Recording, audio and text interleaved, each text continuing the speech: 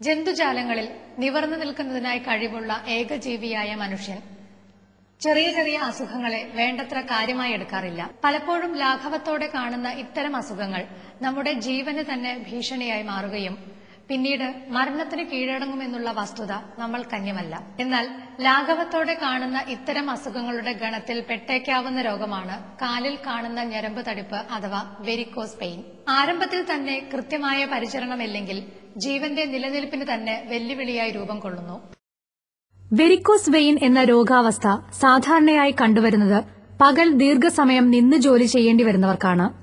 ഉദാഹരണമായി പറഞ്ഞാൽ വെയിറ്റർമാർ, ഗാർഡുകൾ, പ്യൂൺ എന്നിവർക്കാണ്. വെരിക്കോസ് വെയിൻ എന്ന രോഗാവസ്ഥ സ്ഥിരകൾ യഥാർത്ഥമായ അവസ്ഥയിൽ നിന്നും വികാസം പ്രാപിച്ച് വക്രഗതിയായി മാറിയിട്ടുള്ള ത്വക്കിനടിഭാഗത്തുള്ള ധാതുക്കളിൽ കാണുന്ന സിരകളെ സൂചിപ്പിക്കുന്നു. തൃശൂർ അശ്വിനി ഹോസ്പിറ്റലിലെ വെരിക്കോസ് വെയിൻ രോഗികളെ ഓപ്പറേഷൻ കൂടാതെ വിപ്ലവാത്മകമായ നവീന ചികിത്സാ രീതിയായ സ്ക്ലീറോതെറാപ്പിയിലൂടെ പൂർണ്ണമായും അസുഖം മാറ്റിക്കൊടുത്ത കേരളത്തിലെ പ്രശസ്തനായ ഡോക്ടർ റോയ് വർഗീസ് നമ്മളോട് സംസാരിക്കുന്നു.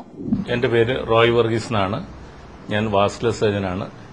ഞാൻ വിദേശത്താണ് ട്രെയിൻ ചെയ്തത്. ജർമ്മനിയിൽ, ഇംഗ്ലണ്ടിലും പിന്നെ ഇറ്റലിയിലും വർക്ക് ചെയ്തിട്ടുണ്ട്. തിരിച്ചു വന്നപ്പോൾ ഞാൻ ആദ്യമായിട്ട് എന്നോട് ജനങ്ങൾ ചോദിക്കുന്നത് ഈ വാസ്കുലർ സർജറി അല്ലെ വാസ്കുലർ സർജൻ എന്താണെന്ന്. എന്ന് പറഞ്ഞാൽ ജനങ്ങൾ പൊതുവെ ഞരമ്പെന്ന് പറയുമ്പോൾ ന്യൂറോ അല്ലെങ്കിൽ ബ്രെയിനിൽ നിന്ന് വരുന്ന രക്തഞരമ്പുകളിന് മാത്രമേ ജനങ്ങൾക്ക് ബോധ്യം ഉണ്ടായിരുന്നുള്ളൂ. അതുകൊണ്ട് ഞാൻ ജനങ്ങളെ എല്ലാവരും പറഞ്ഞ് ബോധവൽക്കരണ ക്ലാസ് വരെ പല ഹോസ്പിറ്റലുകളിലും പല അസോസിയേഷനുകളിലും ഡോക്ടേഴ്സ് മീറ്റിംഗ്സിലും പോയി പറഞ്ഞിട്ടുണ്ട്. ഇത് അടിസ്ഥാനപരമായിട്ട് വാസ്കുലർ സർജറി എന്താണെന്ന് പറഞ്ഞിട്ടുണ്ടെങ്കിൽ രക്തഞരമ്പുകളുടെ ട്രീറ്റ്മെന്റാണ്. ഈ രക്തഞരമ്പുകൾ പൊതുവായിട്ട് കേടുവരുന്നത് രക്തം കൊണ്ടുപോകുന്ന ഞരമ്പുകളുടെ ആർട്ടറീസ് എന്ന് പറയും. അത് പൊതുവെ നമ്മൾ കാണുന്നത് ഡയബറ്റീസ് ഉള്ള രോഗികളിലാണ്. അല്ലെങ്കിൽ രക്തം തിരിച്ച് ഹാർട്ടിലേക്ക് എത്തിക്കുന്ന ഞരമ്പുകൾ, അതിന് വെയിൻസ് എന്ന് പറയും. അതിന് സാധാരണ എഫക്ട് ചെയ്യുന്നവർക്ക് എല്ലാ സാധാരണക്കാർക്കും ഉള്ള ഒരു അസുഖം വെരിക്കോസ് വെയിനാണ്. ഇതിന്റെ രണ്ടിന്റെയും പ്രധാനപ്പെട്ട അത്യാധുനിക ചികിത്സ ഞാൻ കേരളത്തിൽ വന്ന് തുടങ്ങിയിട്ട് ഇന്നേക്ക് ഏകദേശം 7 വർഷമായിട്ടുണ്ട്. ആദ്യം ജനങ്ങളെ എന്റെ പേഷ്യന്റിനെ ബോധിപ്പിക്കാൻ വേണ്ടി ഞാൻ ആദ്യം ചെയ്തത് എന്താണെന്ന് പറഞ്ഞിട്ടുണ്ടെങ്കിൽ എല്ലാവർക്കും മനസ്സിലാകുന്ന രീതിയിൽ ചെറിയൊരു പുസ്തകം മലയാളത്തിൽ എഴുതിയിട്ടുണ്ട്. നാഡീരോഗം, ശിരാരോഗം, ഡയബറ്റിക് ഫുഡ്, ഇതാണ് പ്രധാനമായിട്ട് നമ്മുടെ കേരളത്തിൽ ഇപ്പം കണ്ടുവരുന്ന രോഗം.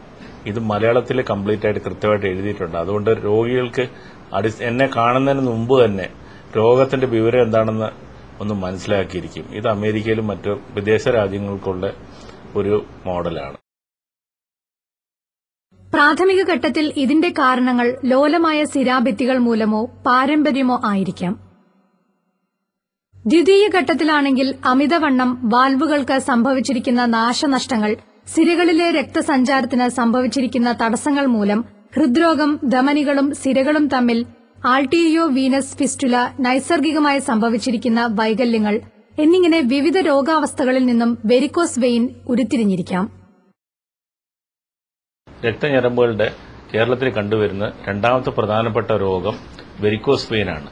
കേരളത്തിൽ ഇത്രയും കൂടുതൽ വെരിക്കോസ് വെയിൻ കൂടാനുള്ള 2 കാരണങ്ങളുണ്ട്. ഒന്ന്, ഗൾഫിൽ പോയിട്ട് നമ്മുടെ ആളുകൾ കേരളത്തിൽ 2-3 മണിക്കൂർ പോലും ജോലി ചെയ്യാൻ തയ്യാറാവാത്ത ആൾക്കാർ അവിടെ പോയി 18-20 മണിക്കൂർ തുടർച്ചയായിട്ട് നിൽക്കുന്നതുകൊണ്ടാണ്. ഈ നിൽക്കുന്നതും പിന്നെ അവരുടെ ഭക്ഷണ രീതികൾ അവിടെ വെയിറ്റ് ഒരുപാട് കൂടുന്നുണ്ട്. കാലിലേക്ക് വരുന്ന രക്തം തിരിച്ച് ഹാർട്ടിലേക്ക് കയറി പോകാൻ വയറ്റിൽ ഉള്ള കൊഴുപ്പ് കാരണം അത് രക്തം അവിടെ കെട്ടിക്കിടക്കുകയും ഞരമ്പ് വികസിക്കുകയും അതിൽ ക്ലോട്ട് ഉണ്ടാവുകയും സർക്കുലേഷൻ പോരാതുകൊണ്ട് അവിടെ രക്തഞരമ്പുകൾ കറക്റ്റായിട്ട് വർക്ക് ചെയ്യാത്തതുകൊണ്ട് മാംസപേശികൾക്ക് ഓക്സിജൻ കിട്ടാത്തതുകൊണ്ടും അവിടെ ഒരുപാട് ചേഞ്ചസ് വരുവാണ്. പ്രധാനപ്പെട്ട ചേഞ്ച് എന്ന് പറഞ്ഞിട്ടുണ്ടെങ്കിൽ കാലയിൽ തൊലിയുടെ കളർ വ്യത്യാസം വരിക, കാലയിൽ ചൊറിച്ചിൽ വരിക, രക്തഞരമ്പുകളുടെ തടിപ്പ് വരിക, വൈകുന്നേരം ആകുമ്പോഴത്തേക്ക് ഉപ്പൂറ്റിയിൽ വേദന വരിക, കാലയിൽ നീര് വരിക, ഇതൊക്കെയാണ്. ലേറ്റ് സ്റ്റേജിൽ എന്താ പറ്റുന്ന പറഞ്ഞിട്ടുണ്ടെങ്കിൽ ചോര ഇതിൽ നിന്ന് പുറത്തേക്ക് വരികയും ചീറ്റുന്ന അനുഭവമൊക്കെ ഉണ്ടാവാറുണ്ട്. ചില പേഷ്യൻസിന് കാലിന്റെ ഈ ഞരമ്പിന്റെ ഉള്ളിൽ ക്ലോട്ട് കയറിയിട്ടുണ്ടെങ്കിൽ ആ ക്ലോട്ട് അതോ ഹാർട്ടിലോട്ട് പോവുകയാണെങ്കിൽ പെട്ടെന്ന് മരണം വരെ സംഭവിക്കുന്നതും കാണാറുണ്ട്. പണ്ടത്തെ കാലത്ത് ഈ കേടുവന്ന രക്തഞരമ്പുകൾ ഓപ്പറേറ്റ് ചെയ്തിട്ട് വലിച്ചു കീറി എടുത്ത് പുറത്തിടുകയാണ് ചെയ്യാറുള്ളത്. ഇപ്പൊ അതൊന്നും നമ്മൾ ചെയ്യാറില്ല. ഏറ്റവും അത്യാധുനിക ചികിത്സ എന്ന് പറഞ്ഞിട്ടുണ്ടെങ്കിൽ നമ്മളിത് സ്കാൻ ചെയ്യുക. സ്കാൻ ചെയ്തിട്ട് കേടുവന്ന വാൽവ് ഏതാണ്, കേടുവന്ന ഞരമ്പ് ഏതാണെന്ന് കൃത്യമായിട്ട് കണ്ടുപിടിക്കുക. എന്നിട്ട് ഇതിന്റെ ഉള്ളിലേക്ക് ഒരു ചെറിയൊരു സൂചി ഉപയോഗിച്ചിട്ട് ധരിപ്പിച്ചിട്ട് വേദന ഇല്ലാതെ ഒരു സൊല്യൂഷൻ കടത്തി വിട്ടിട്ട് ഈ ഞരമ്പ് അങ്ങ് ബ്ലോക്ക് ചെയ്യുക. അന്നേരം ഈ കേടുവന്ന ഞരമ്പിൽ കൂടെ രക്തം ലീക്ക് ചെയ്യുന്നത് നിൽക്കും. കേടുവന്ന വാൽവുകൾ ഉണ്ടെങ്കിൽ ആ വാൽവ് എവിടുന്ന ലീക്ക് ചെയ്യുന്നത് അവിടെ നമ്മൾ ഇഞ്ചക്ഷൻ ചെയ്ത് ഒരു സൊല്യൂഷൻ കയറ്റി അടച്ചു കളയുക. ഇത് അടച്ചു കളഞ്ഞിട്ടുണ്ടെങ്കിൽ പിന്നെ രക്തം ലീക്ക് ചെയ്യത്തില്ല. പ്രശ്നങ്ങൾ മിക്കതും വേദനയൊന്നും ഇല്ലാതെ ഓപ്പറേഷൻ കൂടാതെ നമുക്ക് ചികിത്സിക്കാൻ പറ്റും. പിന്നെ വളരെ വലിയ ഞരമ്പാണെങ്കിൽ ലേസർ ചികിത്സയുടെ ആവശ്യം വരും.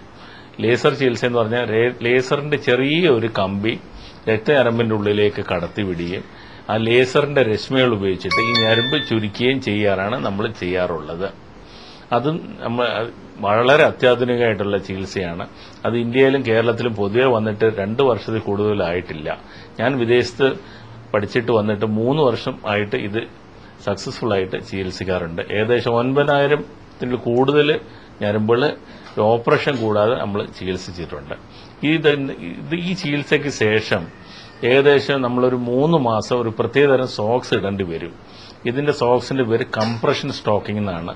പണ്ട് ഇന്ത്യയിൽ ഇല്ലായിരുന്നു. നമ്മൾ വിദേശത്തുനിന്ന് ഇമ്പോർട്ട് ചെയ്തിട്ടാണ് ഉപയോഗിക്കാറുള്ളത്. ഞാൻ ഇപ്പോഴും വിദേശത്തു നിന്നുള്ള നല്ല ക്വാളിറ്റി സ്റ്റോക്കിങ്സ് മാത്രമേ ഉപയോഗിക്കാറുള്ളൂ.